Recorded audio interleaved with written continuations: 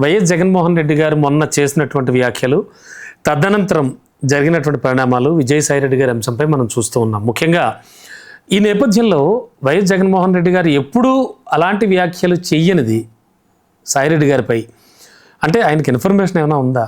నిన్న దొరికినటువంటి వీడియోలు కావచ్చు, ఆల్రెడీ చక్కర్లు కొడుతున్న వీడియోలు కావచ్చు, అండ్ వీటన్నిటికీ సంబంధించి ఎలా మాట్లాడుకోవాలి? ఈ పొలిటికల్ సినారియోలో జగన్మోహన్ రెడ్డి అనే క్యారెక్టర్ని ఆద్యంతో మీరు ఫాలో అయితే విషయం లేదే బయటకు రాడు, అబద్ధం చెప్పాడంటే డంకా పలాస్. అతను ఫస్ట్ ఆఫ్ ఆల్ అతను కన్విన్స్ అవ్వందే ప్రజలకు చెప్పడు. ఇది అతని లేటెస్ట్ స్టేటస్ కింద దాన్ని అభివర్ణించి కన్ఫర్మేషన్ తీసుకుని కానీ ఏ పని చేయరు. అంటే కన్ఫర్మేషన్ అని కాదు, అథెంటికేషన్ సార్ ఎగ్జాక్ట్లీ. ఈ విజయసాయిరెడ్డి అనే విషయంలో ఖచ్చితంగా ఒక some set of surrendering politics, ఒక డిఫరెంట్ సిండ్రోమ్ తెరలైపోయిన తర్వాత వేచి చూసి కొడాడు. అబ్బకి ఎక్కడ దొంగలు అక్కడ గప్ చెప్పా.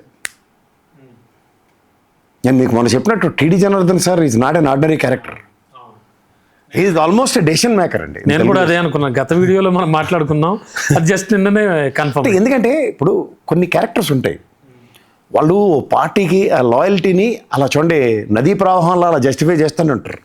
Yes sir.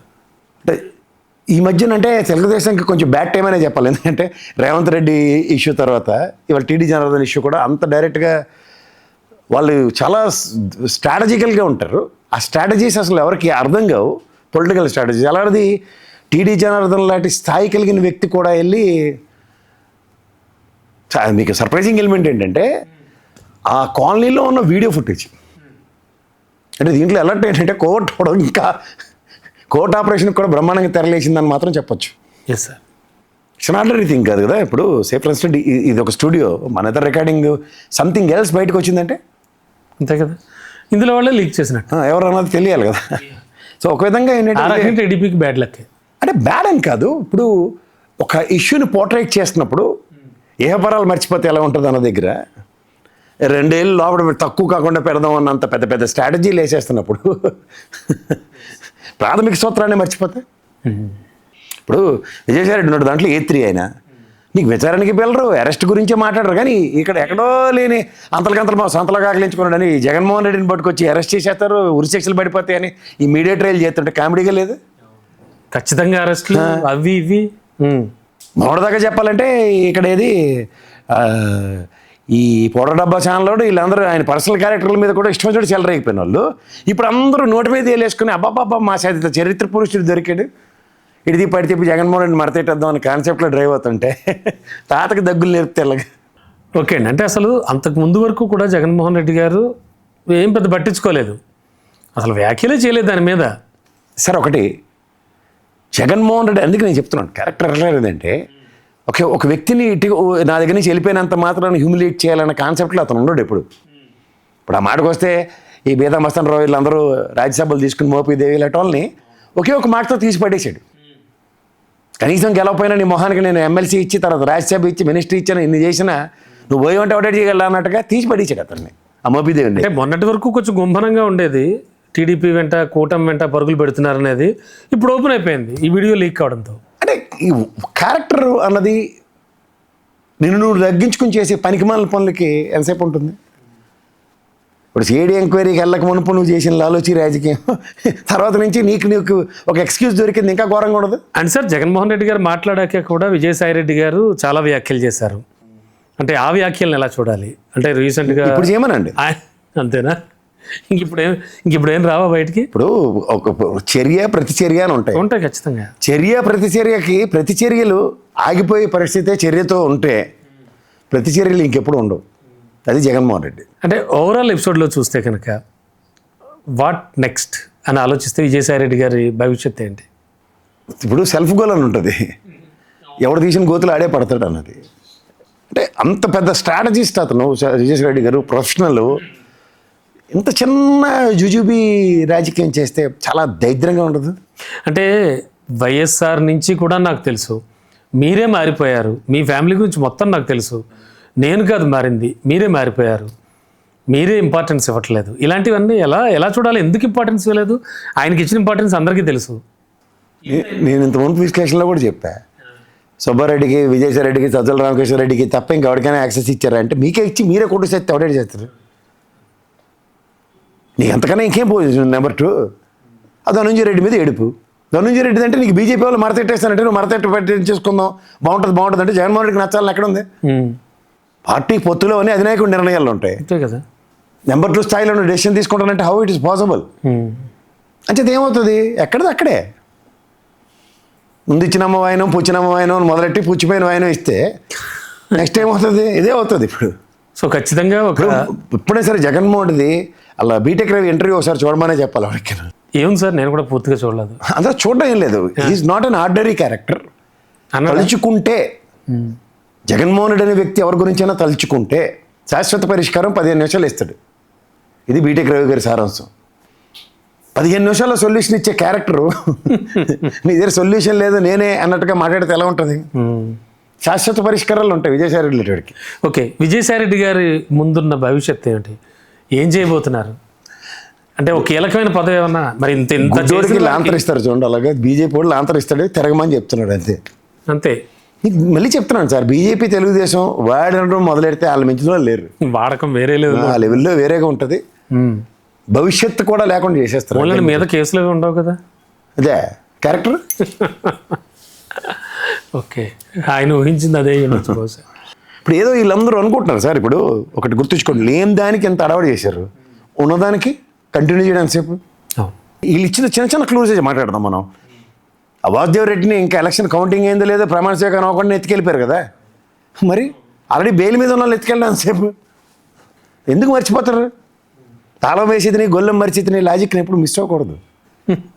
ఆవేశం ఆనందదాయకం. తర్వాత ఫ్యాబ్రికేటెడ్ అండ్ కుక్డ్ అప్ స్టోరీస్తో మీరు ఏకంగా ఒక ముఖ్యమంత్రి స్థాయి కలిగిన వ్యక్తినే మరతెట్టేద్దాం అనుకుంటే, మాజీ ముఖ్యమంత్రి, ఈ గుడ్ గవర్నెన్స్లో ఏ విధంగా యాక్ట్ ఉంటుంది, దాని ప్రకారం ఎలా నడుచుకోవాలి, కోడ్ ఆఫ్ కాండక్ట్ ఏంటి, ఆ పాటు తెలియకుండా ముఖ్యమంత్రి 5 ఏళ్ళు పరిపాలిస్తాడా? ఛాలెంజ్ చేసిందని దిక్కులే. ఒక ఫైల్ మీద సంతకం ఏదైనా ఉంటే ఈ లిక్కర్ పాలసీ మీద ఏదైనా సీఎంఓలో ఏమైనా డెసిషన్ మేకింగ్స్ ఏమైనా ఉంటే దాని మీద ఎస్టాబ్లిష్. ఎందుకంటే నేను ఎన్నోసార్లు చెప్పాను, చిన్న ఫైల్ పుటప్స్ అన్నీ ఒరిజినల్గానే ఉంటాయి, ఎక్కడ పోవా. తెచ్చి మాట్లాడండి అంటే అది తప్ప. విజయసాయిరెడ్డి చెవిలో రహస్యంగా చెప్పాడు, కసిరెడ్డి అన్నాడు, లీడ్ అన్నాడు, తొక్కన్నాడు, తోటకూర అన్నారు అంటే లాస్ట్కి తోటకూర పప్పే మిగులుతుంది. ఇప్పుడు నిన్న బయటకు వచ్చిన వీడియోకి సంబంధించి కూడా ఏం రాలేదు ఇంకా. ఇంకేంటి రావాలి సార్? ఇప్పుడు మీకు సిఐడి ఆఫీస్కి వెళ్ళక మునుపు జరిగిన రహస్య మంతనాలు టైంతో సైట్ ఎస్టాబ్లిష్ అయిన తర్వాత నీకు సిఐడి ఆఫీస్కి వెళ్తే తెలుగుదేశం వాళ్ళతో ఏం పని? అది కూడా నెంబర్ 2 పర్సనాలిటీ టీడీ జనార్దన్ గారితో నీకేం పని? అక్కడ ప్రశ్నకి ప్రశ్నే సమాధానం ఇంకా మిగిలిపోయే పరిస్థితి. మరి ఈ ఆధారాలని కొంచెం సీరియస్గా పరిగణించచ్చా సిఐడికే పాపం వాళ్ళే నిస్సాయ స్థితిలో ఉన్నారు. వాళ్ళకే టాస్క్ ఇచ్చి ఆ పని చేయమంటున్నారు. ఏం చేయాలో అర్థం కాని సిచ్యువేషన్. ఓకే, ఏదైనా విజయసాయి రెడ్డి గారికి అయితే ఒక మంచి పదవి వరించబోతోంది అనేది టాక్. ఇంకేం పదవి? ఉన్న పదవి ఎత్తిపోయింది. 3.5 సంవత్సరాలు రాజ్యసభ ఎత్తిపోయిన తర్వాత ఇంకే పదవి ఉంటుందండి? గవర్నర్ కానీ రకరకాలుగా కనబడుతున్నాయి కదా సార్. గవర్నర్ నేను ఒకటే, అంతే. స్టాంపా? విలాసవంతమైన రిటైర్డ్ లైఫ్ అనుభవిద్దాం అనుకుంటే గవర్నరే అంతే. పార్టీలో ఎందుకు పనికిరానోడికే ఇస్తారు గవర్నర్ పదవి, తెలుసా మీకు? వీడితో సీన్ ఇంకేం లేదు, సీన్ కాలిపోయిందని ఉపరాష్ట్రపతులను గవర్నర్లు ఇచ్చివే. ఇంక పార్టీ వాడి పిప్పి చేసేసిన తర్వాత మర్యాదపూర్వకంగా రిటైర్మెంట్ కార్యక్రమానికి గవర్నరు, వైస్ ప్రెసిడెంట్. వెంకయ్యనాయుడు గారి విషయంలో కూడా అంతే. ఇంకేంటి ఈ కాకాండ గోవర్ధన్ రెడ్డి గారి మీద వచ్చిన కేసు ఏమిటి? ఎందుకని అసలు ఒక సీనియర్ నేతలుగా ఉన్న వాళ్ళు పార్టీని అంటిపెట్టుకుని పార్టీకి లాయల్గా ఉండాల్సిన వాళ్ళు ఇలా భయపడి దాక్కోవడాలు ఏమిటి? ఏం జరుగుతుంది అసలు ఓవరాల్గా కేసుకు సంబంధించి మీకు తెలిసినంత ఎవరికి తెలియదని నా ఉద్దేశం. అంటే అసలు ఏం జరిగింది యాక్చువల్గా? ఇప్పుడు మీకు ఒకటి గుర్తుంచుకోండి సార్, పొలిటికల్ వెంజంట అన్న దగ్గర ఇప్పుడు A1, A2, A3, A4 అలా లెక్కలేసుకుందాం. A1, A2లకి బెయిల్ వచ్చినాయి, ఇంకో 2 లోపటేశారు, ఒకటికేమో యాంటిసిపేటరీ బెయిల్ ముందే వచ్చింది. ఏడో ఉన్నాడు వీడు మన్నాడు తీసుకెళ్ళి కాకాని గోవర్ధన్ రెడ్డిని లోపట ఎత్తేస్తే అది కూడా బెయిల్ వస్తుంది. ఇది అని కాకుండా SC/ST అట్రాసిటీ కేసు పెడితే ఇంకేం చేయగలుగుతుంది దానికి ఎవడన్నా? ఏమిటా కేసు? ఇప్పుడు క్వాడ్జ్ మైనింగ్ జరిగింది, దాన్ని ఈడ్చి కొడితే దాని రేట్ 20,000 ఉంటుందంటే 7 కోట్ల పై చిలుక 60 మెట్రిక్ టన్నులు చెన్నై బేస్ చేసుకుని ఎక్స్పోర్ట్ చేసేసారంటే ఈ టాగునికి తలకి ఎవడ సమాధానం చెప్పగలరు? అసలు మైనింగే జరగలేదు అక్కడ. ఇప్పుడు మైనింగ్ అథారిటీస్ అక్కడ ఉన్న వాళ్ళు పూర్తి స్థాయి ఆరోపణలే కేవలం రుస్తుం మైనింగ్ త్రూగా జరిగింది ఏదైతే ఉందో అభియోగాలు మోపేసి దాంతో జైళ్ళు, అరెస్టులు ఇవన్నీ అంటే మనం ఎవరి వల్ల అవుతుంది చెప్పండి? అది సోమిరెడ్డి అనే వ్యక్తికి అతనికి పర్సనల్గా చాలా రోల్ బట్టి నడుస్తుంది నువ్వు నేను అవును, అదే జగన్ మన మాటకు వస్తే సోమిరెడ్డిని ఆ టైంలో ఎందుకు అరెస్ట్ చేయలేదు ఆయన? ఏవో నడిచే కదా వాళ్ళ పోలీస్ ఆఫీసులో స్టేషన్లో బ్యాగ్ ఎత్తుకెళ్ళిపోయారు, ఇది ఎత్తుకెళ్ళిపోయి ఈ టాగుణింతలు ఈ పొగడి ఛానల్ చెప్పి కథలు వింటే ఎప్పటికీ బుర్ర పంచేది. ఎఫ్ఐఆర్ కాపీ ఉంది నా దగ్గర, దాన్ని ఆద్యంతం ఫాలో అయితే ఏంది రేట్ ఇప్పుడు క్వాడ్జ్ రేట్ ఎవడు మార్కెట్లో ఎవరికి తెలియదు, 20,000 లోపలే ఉంటుంది అది. దానికి 7 కోట్లు 60,000 మెట్రిక్ టన్నులు ఇవాళ పెద్ద పెద్ద కబుర్లు చెప్తే ఎలా ఉంటుంది? తీరా జరిగితే అక్కడ మైనింగ్ జరిగిందంటే మైనింగ్ ఈ అథారిటీస్ ఇచ్చిన రిపోర్ట్ మైనింగ్ పిక్చర్ అసలు అక్కడ యాక్చువల్గా జరిగిందంటూ బయట తెలియనివ్వట్లేదు. అది తెలియనివ్వకుండా మీరు కుకుడప్ ఫ్యాబ్రికేటెడ్ స్టోరీస్తో ముందుకెళ్తే ఏమవుతుంది? ఇప్పుడు దానికి నెరేషన్స్ ఎట్లా ఇచ్చారు? కాకాని గోవర్ధన్ రెడ్డి హైదరాబాద్లో ఉన్నాడో తెలీదు, నెల్లూరులో ఉన్నాడో తెలీదు, ఊర్లో ఉన్నాడో తెలీదు, ఏడున్నాడో తెలీదు. మరి ఇప్పుడు కేరళలో అరెస్ట్ చేశారు ఆయన్ని. కేరళ వెళ్ళాడు ఆయన. కేరళ వెళ్తే ఇప్పుడు కొడాల నాని ఇష్యూ లాగా ఉంటుంది. కొడాల నాని గడికి పాస్పోర్ట్ లేదు, కోర్టు నోటీసులు ఇచ్చారు, యూఎస్ వెళ్ళాలి ఆయన, యూఎస్ వెళ్ళాలి, తొక్క వెళ్ళాలి, తోటకూర అది బాధ అంతా తీయట్లేదు. హైదరాబాద్లో ఉండి తత్కాల పాస్పోర్ట్ వస్తుందా? తత్కాల పాస్పోర్ట్ వస్తే వేసా ఆవిడెత్తాడు. నేను చెప్తున్నాను కదా, ఇప్పుడు ఏదైనా చెప్పవచ్చు మనం. ఓ స్టోరీ వెళ్ళేసి వెళ్ళిపోయాం అనుకోండి ముందుకి, అంతే. దాన్ని అలా చచ్చిపోయి మార్కెట్లో జేబులో జంతికలు వేసుకుని పళ్ళు ఉండవు కొరకడానికి, నాలాగా జేబులో జంతికలు వేసి పెసుక్కుంటూ ఉండవు. కాదు సార్, అంటే నేను ఇది ఒక సీనియర్ జగన్ గారు బాగా నమ్మిన వ్యక్తి, మరి అటువంటి ఆయన ఎందుకు అనవసరంగా వేరే చోటకి వెళ్ళిపోవడం అంటే కనిపించకుండా దాక్కోవడం లాంటివి? అదేంటండి, భారతదేశంలో నీకు ఎక్కడికి వెళ్ళడానికి తిరగడానికి ఉండడానికి స్వేచ్ఛ ఉన్నప్పుడు కేరళ వెళ్ళడం తప్ప? అలా కాదు సార్, ఒక ఆరోపణ వచ్చినప్పుడు ఆరోపణ వస్తే ఇప్పుడు పిలవకుండా వెళ్ళిపోతారా? ఓకే, 41 నేను నోటీస్ ఇచ్చి నువ్వు రాలేదంటే అప్పుడు మాడండి. వాళ్ళే ముందు ఇచ్చేస్తారు. హైదరాబాద్లో ఉన్నట్ట, పెళ్ళికి వెళ్ళాడట, రేపు వస్తానడట. ఇటు రేపు వస్తానంటే ఎందుకు ఊరుకున్నారు? మరి వాట్ నెక్స్ట్ కాకల కదండి, రేపు వస్తానంటే ఎందుకు ఊరుకున్నారు? అప్పుడు అది మాట్లాడరు.